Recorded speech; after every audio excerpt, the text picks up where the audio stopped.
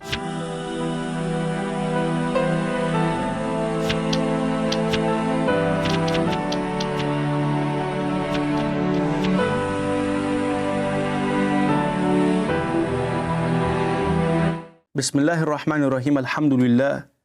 Alhamdulillahi wa qafa wa salamun ala ibadihi allazina istafa khususan ala Muhammadin al-Mustafa wa ala alihi wa ashabihi ulis sidqi was safa amma ba'd. Brothers and sisters, assalamu alaikum wa rahmatullahi ta'ala wa barakatuhu. And after a very long time, welcome back once again to our live show Reminders from Sky Channel 752 British Muslim TV.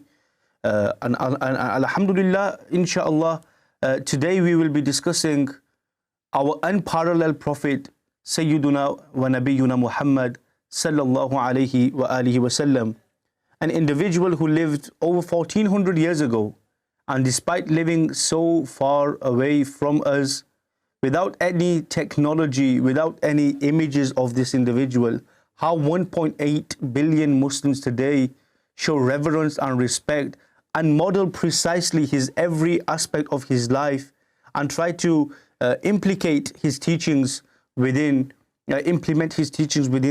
their own lives. I begin by praising Allah subhanahu wa ta'ala, the Lord of the universe, the creator, the sustainer, the maintainer, the all-hearing, the all-seeing, the all-knowing. Peace and blessings and infinite, endless salutations be upon the best of creation, our noble messenger, our noble master, the first one in creation, the last one in sending, the most beloved of all, the leader of all prophets, the seal, the final of all prophets, none other than Sayyiduna wa Nabiyyuna Muhammad sallallahu alayhi wasallam. Peace and blessings be upon his Ahlul Bayt. Peace and blessings be upon his pure family. Peace and blessings be upon the Sahaba, his righteous companions, and all those who tread on their path till the day of judgment. Ameen ya Rabbal Alameen.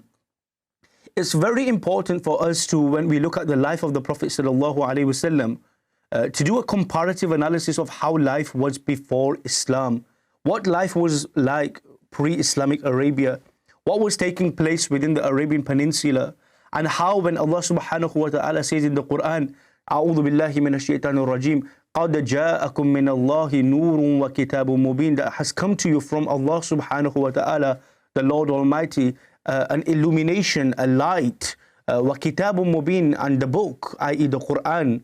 How the Prophet sallallahu alaihi wasallam, he physically, he changed the whole parameters of the Arabian Peninsula and how he illuminated the whole world.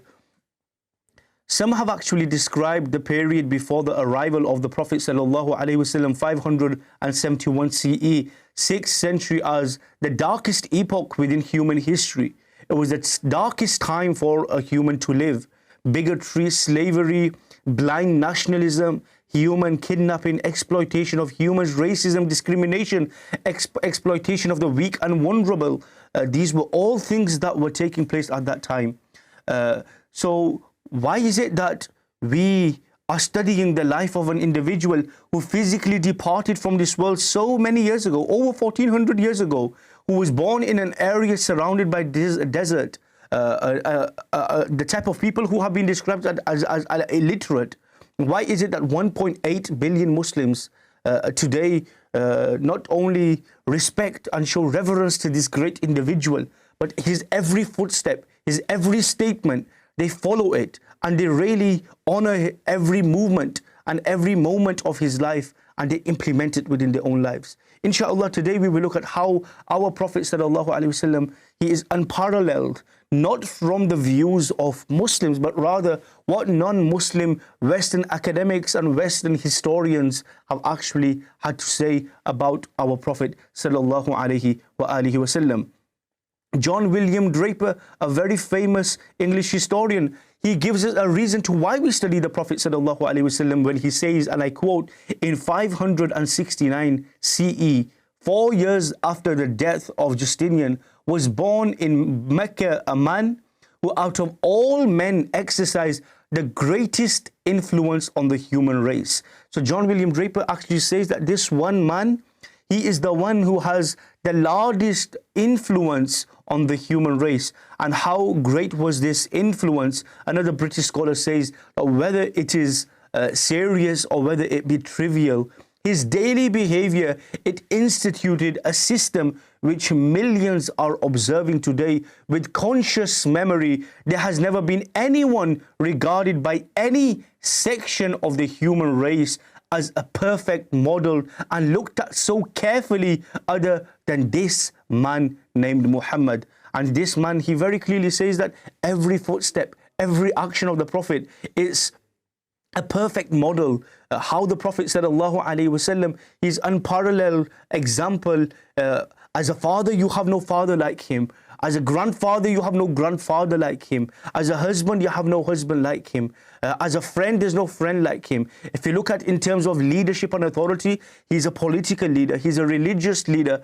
In every aspect of his life, there is absolutely no one like him, and he is the one who no other man has been observed and looked at with conscious memory and looked at as a perfect model, and every aspect of his life has been considered to be very, very important and trying to be duplicated or replicated within our lives other than this one man named Muhammad. So why is it that we people, we look at his life with conscious memory, we observe his life, and we try to implement his life within our lives? Why is it that we have such precision? And Michael Hart, an American historian who wrote a book of 100 people of the most influential people in history, and many great personalities have actually been mentioned within this. Isaac Newton, Jesus, Hitler, Zoroaster, Buddha, and many others have been mentioned within it.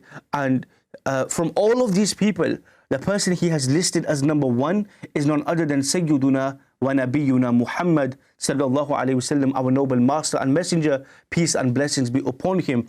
And he mentions that he was the only man in history who was supremely successful on both the religious and secular level. On top of this, he was an immensely effective political leader.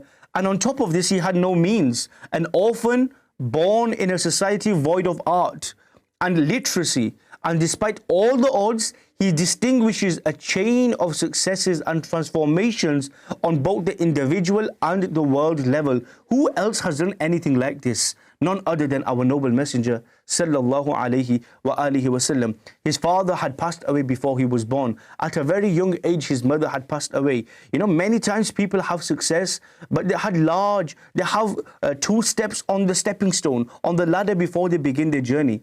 You know, and a society which is void of literacy and art, an orphan, and success after success on an individual level and on a world level, there's no other man like him, and he is Muhammad sallallahu alaihi wa alihi wasallam. Washington Irving, he adds to this, an American biographer, and he says the triumphs of Muhammad awakened no pride or glory. And this is why our Prophet sallallahu alaihi wasallam, he's unparalleled, that despite all of the success and the victories that Allah subhanahu wa ta'ala, he granted our Prophet sallallahu alaihi wasallam,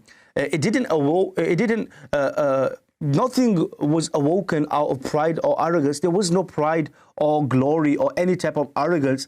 Despite all the success, despite being revered and respected, and people say, Fidaka abi wa ummi ya Rasulullah, my mother and my father sacrifice upon your name, O Messenger of Allah. People willing to sacrifice themselves, their children, their parents, their wealth, and everything they have accumulated together for the sake of this one man. And despite all of this, the Prophet sallallahu alaihi wasallam, no pride, no glory, no arrogance, he still maintained, he sallallahu alaihi wasallam, he maintained simplicity in his manner and his appearance during the time of his greatest power, as existed in the time of his adversity. That at the time when the Prophet went through difficult periods and he was living a simple life, even though he became gratefully successful and he had the greatest power, that simplicity, it remained. He was even displeased, Washington Irving mentions, that he was even displeased when the people would show unusual testimony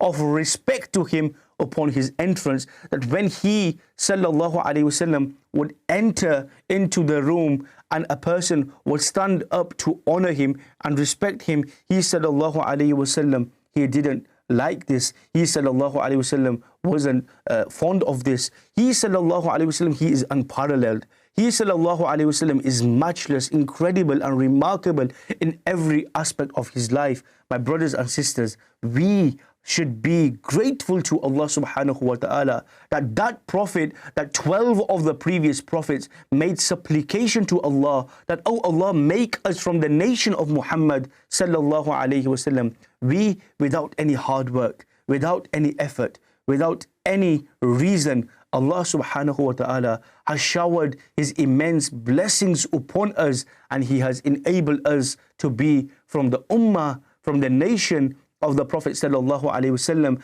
And by that mere link, by that mere nisbah, by that mere affiliation and relationship to the Prophet sallallahu alaihi wasallam, we have been categorized as the best nation, as the Prophet sallallahu alaihi wasallam. Allah subhanahu wa ta'ala informs us about the ummah of the Prophet sallallahu alaihi wasallam in the Quran when he says, أعوذ بالله من الشيطان الرجيم كنتم خير أمة أخرجت للناس, that you are the best of nations chosen from amongst the people, from all of the people, you are the best of nations. And this being the best of nation, we don't have anything within us.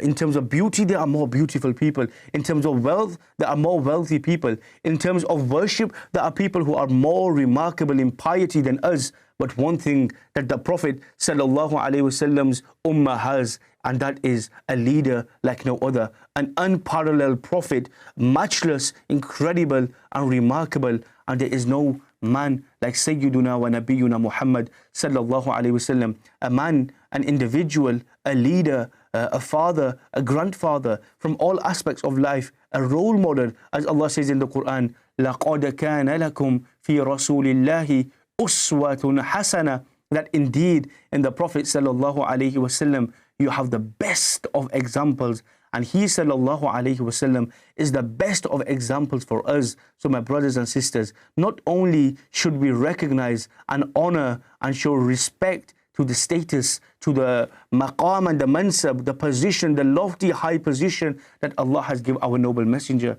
but we should also adhere to his teachings, understand his teachings, understand how he sallallahu alaihi wasallam would deal with other people, so that we can truly be true followers and implement his teachings within our lives. And inshallah, after coming back from a short break, we will take this conversation forward to show how our Prophet sallallahu alaihi wasallam, he is an unparalleled prophet. Inshallah, please remain with me as we come back from a short break. Assalamu alaikum wa rahmatullahi wa barakatuhu.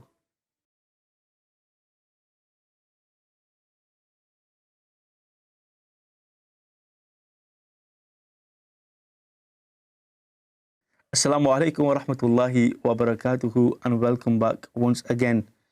As we were speaking before the break in regards to our unparalleled prophet, he sallallahu alaihi wasallam, an individual like no other, it's important for us to truly understand that when we look at those people who wrote objectively about the Prophet sallallahu alaihi wasallam in the Western culture, this is a true representation of many great intellectuals, many prominent philosophers of the Western world.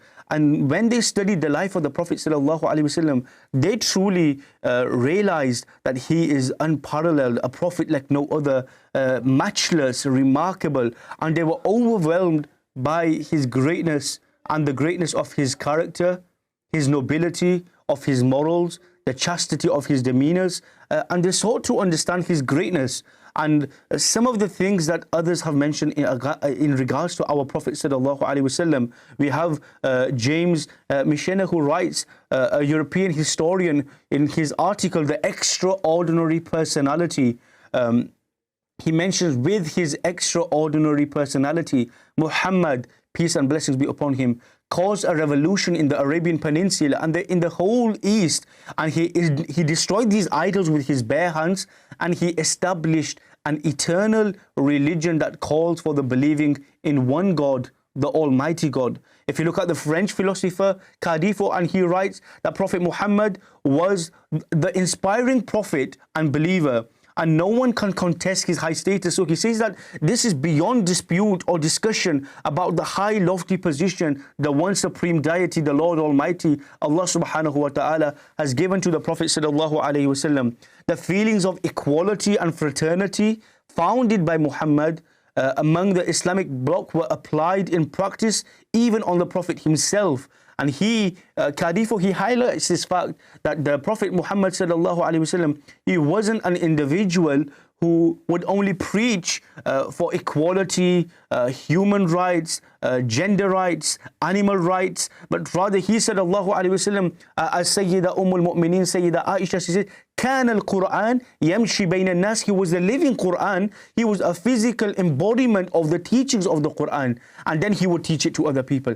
It wasn't the case where he was a leader and he would make legislation and laws for the people, but rather he sallallahu alaihi wasallam, he was the physical embodiment, and he was uswa hasana, the physical and the prime perfect example himself, and then the people around him, they would continue with that. If we look at the great Russian writer and philosopher Tolstoy, and he admired Islam and the teachings of mysticism and Sufism and some of the practices of ethics and mysticism that the Prophet sallallahu alaihi wasallam's character possessed, and he wrote in his article, Who is Muhammad? That Muhammad is both a founder and a messenger.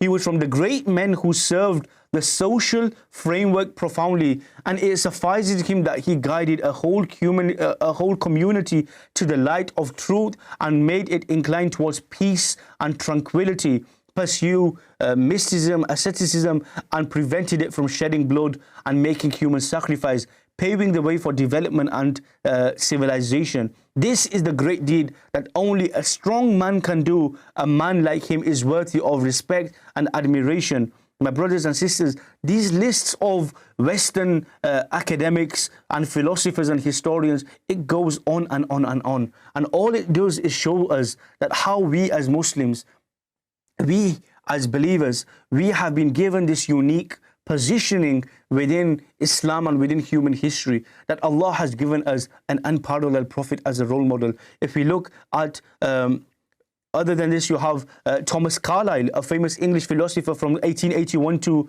1795 to 1881. He devoted a chapter in his book, Heroes and Hero Worship, on the Prophet of Islam, which he entitled The Hero as the Prophet. And in this, he speaks about the Prophet sallallahu alaihi wasallam, and from the 7 figures in history that he writes about, the greatest 7, he defended the Prophet sallallahu alaihi wasallam against many of the Oriental arguments and the prejudice towards and the false accusations towards our Prophet sallallahu alaihi wasallam. And he says that prejudiced atheists claim that Muhammad only desired personal fame and glory and authority. And by God, Thomas Carlyle says, by God, this is a false claim. This great, deep-hearted son of the desert, with his beaming black eyes, deep soul, full of mercy and beneficence, kindness and piety, wisdom and persuasion, had thoughts in him other than worldly ambitions. How can this not be when he had a silent great soul? He was one of those who cannot but be in earnest. After analyzing Prophet sallallahu alaihi wasallam's character and sublime teachings, Carlyle summarizes, and he says, I like Muhammad for his hypocrisy-free nature. So many of the Orientalists who falsely showing prejudice have accused the Prophet sallallahu alaihi wasallam as a man who was after fame, glory and authority. Thomas Carlyle, he completely rebukes this argument when he says, by God, this is a false claim. This man, he was a man who didn't really care about the worldly possessions, or he was given Utitu Mafatih al-Khaza'in, he was given the keys to everything. He said, Allahu alayhi wasallam says, Wallahu mu'ti wa innama ana qasim, that by Allah subhanahu wa ta'ala is the provider, and I am the distributor. He is the one who provides and I am the one who distributes. He could have had all the wealth of this world. He had the keys to everything. He is the one who distributes everything to everyone. But he, sallallahu alayhi wasallam, he had other minds, and that was to live a life in which equality, justice, love, kindness and piety, and turning to that one supreme deity, none other than Allah subhanahu wa ta'ala was at the forefront of his teachings. If you look at Edward Rumsey, the American Orientalist, he says that Muhammad came to the world with the message of the one Almighty God to lead the people out of darkness into the light. A new dawn that was perceptible on the horizon emerged. The day on which he received the revelation, the great reformer Muhammad, he restored the justice and the freedom that was missing from the world. Now look at this, how this American Orientalist is actually speaking about our unparalleled Prophet, and he says the things that were missing from the globe, the things that were missing from the world on an international level at that time was justice and freedom. And with the revelation, the great reformer, he institutionalized and he restored justice and freedom that was missing from this world. His sound reasoning enlightened the ignorant, and the Arabs were finally roused from the slumber of slavery. And he, sallallahu alaihi wasallam, he was enlightened, and he himself enlightened the ignorant, and how the peoples benefit from him. If you look at the French poets and philosopher Lamartine, and the list goes on, the steadfastness of Muhammad for 13 consecutive years, during which he preached the message among his enemies in the heart of Mecca and its environs and amongst its people, his chivalry, his courage, and his patience in defying the furies of idolatry, infidels, his zeal in spreading his message, the wars he fought with the unequal forces, his ambition was entirely devoted to what? Promoting the word of truth and establishing the true dogma, and in no way striving for an empire. He, sallallahu alaihi wasallam, wanted to spread the religion of Tawheed, spread the religion of monotheism, spread the true religion of Islam, that one religion that every prophet came to preach. He wasn't after an empire. All of these evidence that Muhammad was backed by an unshakable faith and a true dogma to free humanity from oppression and ignominy. This conviction, which engulfed his soul, was the source of his strength in revitalizing a great idea that destroyed false gods and introduced a complete new way of life, a new way of thought with regards to people's circumstances and affairs. He is the conqueror of ideas, the pioneer of reason, promoter of liberating beliefs, and founder of a religion without images. My brothers and sisters, how Lamartine, he's a French poet and a philosopher, he summarizes our Prophet sallallahu alaihi wasallam, and he's all these statements on one side is allowing us to realize how our Prophet Muhammad sallallahu alaihi wasallam, he is an unparalleled prophet. There's no parallel, there's no comparison towards him at all, and he sallallahu alaihi wasallam is our prophet. And we say this with fakhr, not with takabbur. We say this with fakhr, that Allah has made us from the ummah of Sayyidina Rasulullah sallallahu alaihi wasallam. If you look at Walter, another French philosopher, he writes and he says, all of those practices introduced by Muhammad conquered the spirit and they refined it. Their beauty brought deep admiration and respect to the Muhammadan religion. For this reason, many of the world's nations embraced Islam. Even the people of Central Africa and the inhabitants of the Indian Pacific Islands. He sallallahu alaihi wasallam, the religion he brought, it didn't conquer land by the sword or blood, but rather it conquered the hearts, the souls, and the spirits. And not only that, it completely refined the souls and the spirits. And alhamdulillah, we are the followers of that Prophet sallallahu alaihi wasallam. Bernard Shaw, the famous English writer and philosopher, and I conclude with this, he said, at present Europe has started to feel the wisdom of Muhammad. This is Bernard Shaw, the famous English writer and philosopher. He says, at present Europe has started to feel the wisdom of Muhammad and accept his religion, as it will likewise exonerate Islam from the false accusations of the European medievals.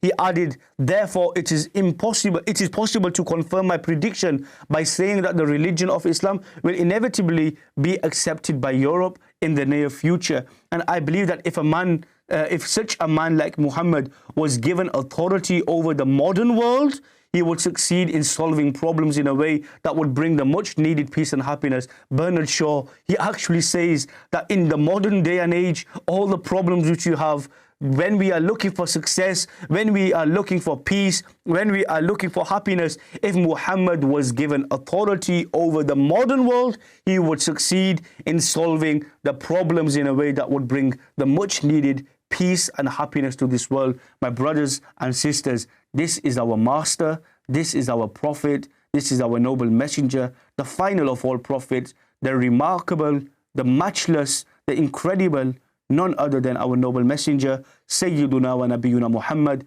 May Allah subhanahu wa ta'ala's mercy and blessings be upon him, his noble family and the companions. And may Allah subhanahu wa ta'ala allow us to truly understand how blessed we are to be from his nation, and thereafter truly follow his teachings in this world and wake up under his shadow on the day of judgment. I pray Allah subhanahu wa ta'ala, he accepts our efforts, and I pray Allah subhanahu wa ta'ala, he showers his mercy and blessings upon the whole Muslim ummah throughout the world, whether it be Palestine, Afghanistan, Yemen, and throughout the world. Wa ma tawfiqi illa billah. Assalamu alaikum wa rahmatullahi wa barakatuhu.